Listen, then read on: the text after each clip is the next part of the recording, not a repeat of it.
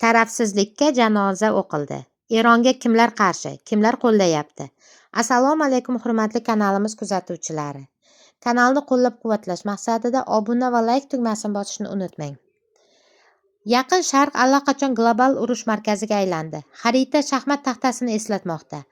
Undagi har bir yurish kuchlar muvozanatini o'zgartirib yuborishi mumkin. AQSh, Isroil, Yevropa va Ko'rfaz monarxiyalari hamma bu o'yin ichida. Endi neytralitetlarning iloji yo'q. Bugun kim tashabbuskor sifatida jang qilayotgani, kim ortidan himoyada va yana kim tirik qalqon bo'lishga majbur ekanligini tahlil qilamiz. Xo'sh, Eronga qarshi yana kimlar urushyapti yoki urushmoqchi? Qaysi davlatlar yordam bermoqchi? Asosiy raqiblar. Hujumning tashkilotchilari bo'lgan AQSh va Isroilning maqsad va vazifalari har xil. Amerikaning dardi tinchlik emas, ko'proq tinchgina boshqarish. Ularga katta urush kerak emas. Nimaga? Chunki urush boshlansa, xalq esa hukumatdan norozi bo'ladi. Hozir mamlakatda bo'layotgan kichik mitinglar bunga isbot. Ularning maqsadi vaziyatni jilovlab turish, Eron bilan ochiqchasiga urushga kirishib ketmaslik va shu orqali mintaqada o'z ta'sirini saqlab qolish. Qisqasi, mening nazoratimda bo'lsin, lekin boshimga balo bo'lmasin deydi. Isroil vaziyati esa boshqacha. Ular o'zlarini jar yoqasida deb his qilishadi. Ular uchun bu shunchaki siyosat emas, yashab qolish masalasi. Isroil agar hozir dushmanlarimni, xullas, Hizbulloh va Eron ta'sirini tagi bilan yo'q qilmasam, ertaga kech bo'ladi deb o'ylaydi. Shuning uchun ular Amerikaning biroz to'xta, ehtiyot bo'l degan gaplariga ham gohida quloq solmay, vaziyatni oxirgacha hal qilmoqchi bo'lishadi. Xullas, AQSh uchun bu foyda va zarar hisobiga bo'lgan katta shaxmat taxtasidagi o'yin. Isroil uchun esa o'z uyining atrofidagi devorni har qanday qurbonlik evaziga mustahkamlash. Koalitatsiya arab qalqoni. Kim AQShga va Isroilga yelka tutdi? Hozirgi eng dramatik voqealar Fors ko'rfazida sodir bo'lmoqda. Monarxiyalar, ekspertlar dahshatli ssenariy deb atagan qopqonga tushib qoldi. Birlashgan Arab Amirliklari, Bahrayn, Qatar va Kuvayt amalda tirik qalqonga aylandi. Ular o'z hududlarida AQSh bazalari va havo hujumidan mudofaa tizimlarini joylashtirgan edi. Endi esa Eron o'z qasos zarbalarining bor kuchini ularga qaratdi. Raqamlarga e'tibor bering. Atigi 2 kun ichida birgina Birlashgan Arab Amirliklari hududiga 160 dan ortiq ballistik raketa va 500 dan ziyod dron uchirildi. Dubaydagi mashhur Palma Jumeirah oroli zarba ostida qoldi. Dubay, Abu Dabi aeroportlarida barcha reyslar to'xtatildi. Bir paytda xavfsiz turistlarning asosiy tanlovlaridan biri, shohona hayot ramzi bo'lgan manzil jang maydoniga aylandi. Ammo eng katta shok bu Saudiya Arabistoniga berilgan zarba bo'ldi. Ar-Riyod parda ortida AQSh bilan harakatlarni muvofiqlashtirib, jimgina neytralitet o'ynamoqchi edi. Lekin Eron barcha niqoblarini yirtib tashlashga qaror qildi. Nishon dunyodagi eng qimmat neft kompaniyasi bo'lgan Saudiya Aramco obyektlari bo'ldi. Dronlar va raketalar Fors ko'rfazidagi eng yirik neftni qayta ishlash zavodi va neft jo'natish terminali bo'lgan Ras Tanuraga hujum qildi. Uning neftni qayta ishlash quvvati kuniga 500 ming barreldan ortiq. Bu shunchaki zavod emas, bu dunyo energetika tizimining yuragi. Aramco obyektlaridagi portlashlardan so'ng Saudiya Arabistoni bir qator konlarga neft qazib olishni shoshilinch ravishda to'xtatishga majbur bo'ldi. Shu bilan birga Eron Tasnim agentligi orqali mintaqaning neft infratuzilmasi bizning nishonimiz emas deb rasman bayonot bermoqda. Tehron faqat AQSh bazalariga zarba berayotganini da'vo qilyapti. Ammo Aramco zavodlari yonib, portlar falaj bo'lib qolganidan bir narsani tushunish mumkin. Eron koalitsiyani to'xtatish uchun butun dunyo iqtisodiyotini qulatishga ham tayyor. Eng murakkab ahvolda qolgan mamlakat shubhasiz Iordaniyadir. Ammo geografik joylashuv oxirgi hukmni o'qidi. Iordaniya havo hujumidan mudofaa tizimlari o'z osmonida Eron dronlari va raketalarini urib tushirishga majbur. Qirol Abdulloh buni xohlaydimi yoki yo'qmi, lekin amalda Iordaniya Tehronning raqiblari bilan bir safda bo'lib qoldi. Yevropa fronti E13 guruhi. Yevropa endi muloqotga chaqirmayapti. E3 guruhi Britaniya, Fransiya va Germaniya ritorikani butunlay o'zgartirdi. London va Parij biz zarba berishga tayyormiz deb ochiqchasiga bayonot bermoqda. Rasmiy bahona esa savdo yo'llarini himoya qilish. Germaniya bo'lsa an'anaviy ravishda ehtiyotkorlik qilmoqda. Berlin siyosiy jihatdan yordam beryapti, ammo o'z askarlarini jangga yuborishni hozircha istisno qilmoqda. Tehron qal'asi 2026-yilda Eronni kimlar qo'llab-quvvatlamoqda? Biz Eronga kimlar hujum qilayotganini ko'rib chiqdik, ammo Tehron aslo yolg'iz emas. 10 yillik sanksiya davrida u noyob tarmoqli mudofaa tizimini yaratdi.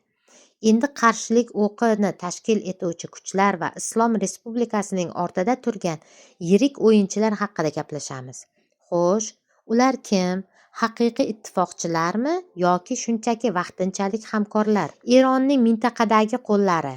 Birinchi eshelon bu davlatlar emas, balki qudratli harbiylashtirilgan guruhlardir. Masalan, Livandagi Hizbulloh mintaqadagi eng tajribali kuch. Avvalgi to'qnashuvdagi yo'qotishlarga qaramay, ularning raketa arsenali Isroil uchun asosiy tiyib turuvchi omil bo'lib qolmoqda. Keyingisi Yamandagi Husuylar, Qizil dengizni yopib qo'ygan o'sha mashhur yigitlar. Ular ochiqchasiga Eronga berilgan har qanday zarbaga koalitsiyasining kemalari va AQSh bazalariga hujum bilan javob beriladi, deb e'lon qilishdi. Bunlarga Iroqlardagi Shia ko'ngilli qo'shinlari ham qo'shing. Ular mintaqadagi AQSh va harbiy bazalarini dronlar uchun oson nishonga aylantirmoqda. Rossiya. Agar proksi kuchlar Eronning qo'llari bo'lsa, Rossiya uning uchun strategik sherigi. 2025-yil boshida Moskva va Tehron har tomonlama sheriklik to'g'risidagi shartnomani imzoladi. Bu bugungi kunda nimani anglatadi?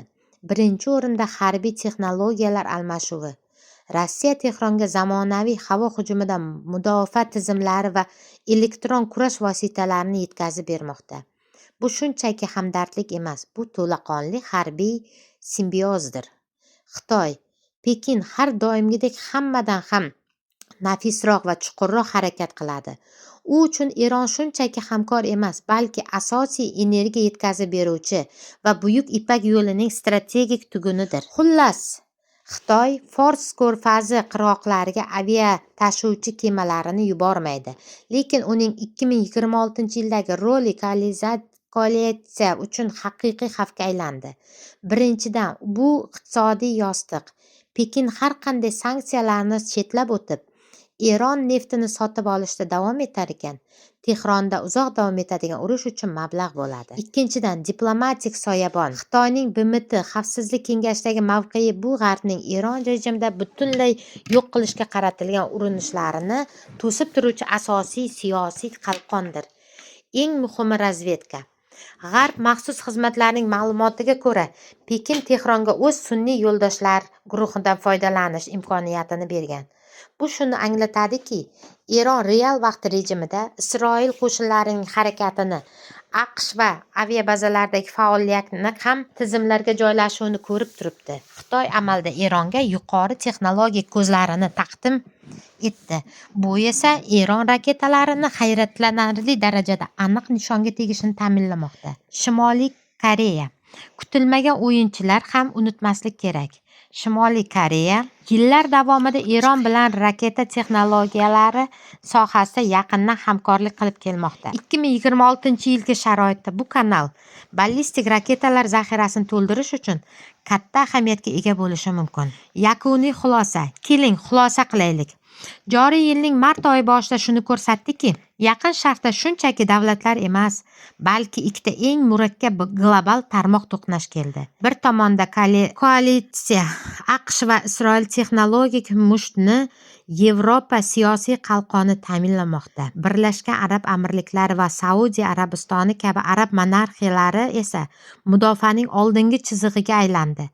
Ammo bu ishtirokning bahosi ular uchun haddan tashqari yuqori bo'ldi. Saudiya Aramco terminallarining yo'nalishi, Ras-Tanuraga berilgan zarbalar va Dubay aeroportlarining falaj holga kelishi bir haqiqatni isbotladi. Bu urushda endi xavfsiz orqa front mavjud emas.